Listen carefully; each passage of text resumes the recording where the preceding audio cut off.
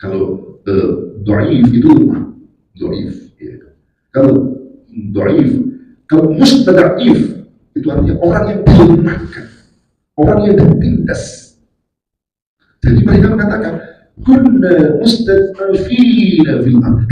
Kata perang ini, kata mereka, bukan karena kami perang, bukan kehendak kami dipaksa, kami ini mustad'afin, kami tertindas harus melakukan ini. Kata mereka yang terburuk tadi alasannya. Pertanyaannya, apakah alasan diterima?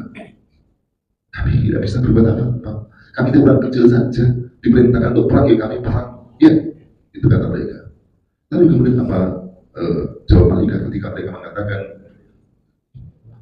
Fina guntum tadi, lalu mereka kata in kunna mustad'afina fil ardh. Ya. Apa jawaban mereka? Qalu alam takun ardullahi wasi'atan wa tuhajiru fiha. Kata mereka, alam takun ardullahi wasi'atan, bukankah bumi Allah itu luas?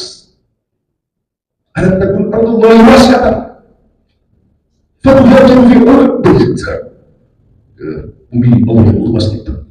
Kenapa kamu bersempit hidupmu harus tinggal di Makkah, mutlak di Makkah?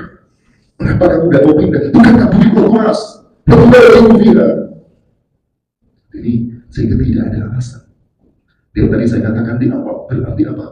Hijrah dan ayat yang saya kajikan itu menjadikan Allah dan Rasulnya itu sebagai puncak loyalitas, puncak kecintaan, puncak kesetiaan, dan harus mengalahkan semua yang lain.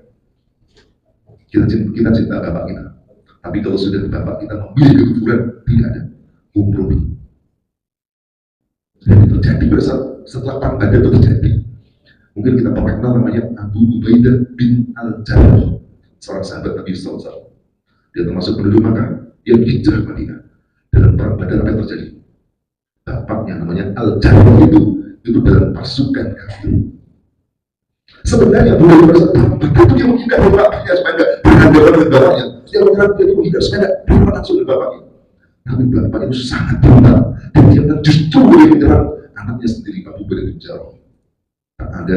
Tak bisa mengelak, harus ada berhadapan dengan bapaknya sendiri, dan bapaknya mati terbunuh oleh anaknya sendiri.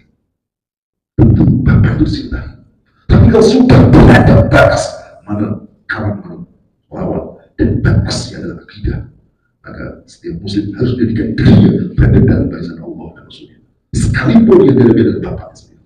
Itu kisah Abu Ubaidah bin Al-Jarrah. Masya Allah. Demikian juga Sa'ad bin Abi Waqqas berhadapan dengan siapa? Dengan saudaranya sendiri. Ikhwanku, bapak dengan anak, saudara dengan saudara. Ketika Islam telah menjadikan loyalitas tertinggi adalah Allah dan Rasulnya. Jadi kita ini diajari termasuk, kalau kita bicara ini, coba bumi Allah yang luas itu, yang katakan derajatnya paling tinggi mana? Maka ada Masjid Haram di sana. Itu orang Mekah kalau tidak mengizinkan orang menerapkan Islam, tidak. Kalau kita perhatikan, kenapa Rasulullah SAW hijrah ke Madinah? Sebenarnya alasannya sederhana, karena penduduk Makkah menolak Islam, menolak dijadikan tanah negeri yang menerapkan Islam di sana. Karena sebelum peristiwa hijrah itu Rasulullah SAW sudah melakukan dakwah di Makkah. Hasilnya mereka menolak. Setidaknya sebagian besar atau tidaknya sebagian besar tokoh-tokoh Makkah yang punya simbol-simbol kekuasaan menolak Rasulullah SAW, menolak Islam. Bukan hanya itu, Rasulullah SAW sudah mendatangi juga kabilah-kabilah di sekitar Makkah. Ada kabilah Bani Kinda, ada Bani Sa'sa'ah, Bani Umayyah bin Sa'sa'ah, Bani Hanifah, Bani Ka'ab, dan beberapa kabilah termasuk Taif didatangi, dan semua mereka menolak. Dan pada saat itulah kemudian datang orang Madinah. Madinah siapa? Dari suku Khazraj pada saat itu. Mereka bertemu dengan Rasulullah SAW. Dan Rasulullah menyampaikan tentang kenabian beliau, lalu dibacakan ayat Al-Quran, dan mereka beriman. Dan orang Madinah saat itu gampang masuk Islam. Jadi bukan 30 tahun seperti Makkah itu, langsung beriman. Dan nah itu namanya gimana coba? Kan di Madinah itu berkumpulan mereka hidup dengan kaum Yahudi. Yahudi itu sudah ada tinggal di Madinah pada saat itu. Dan orang-orang Yahudi itu sering mengancam mereka, wahai orang-orang Arab, kami ini adalah bangsa yang diutus dari kaum para nabi, dan kami sekarang sedang menunggu nabi terakhir. Kalau sampai nabi terakhir diutus, maka kalian akan kami musnahkan seperti Allah musnahkan kaum Ad dan Samud itu bangsa Arab namanya. Mereka ada semacam pengen juga dong kami dari bangsa Arab punya nabi. Maka begitu Rasulullah SAW menyampaikan kepada mereka sebagai nabi, terus apa mereka segera sambut, jangan sampai kedahuluan orang Yahudi. Itu begitu. Jadi kalau orang Jawa namanya tumbuh ketemu tutup, jadi saling membutuhkan ternyata. Dan langsung mereka pulang, dan pulang itu tidak berhenti.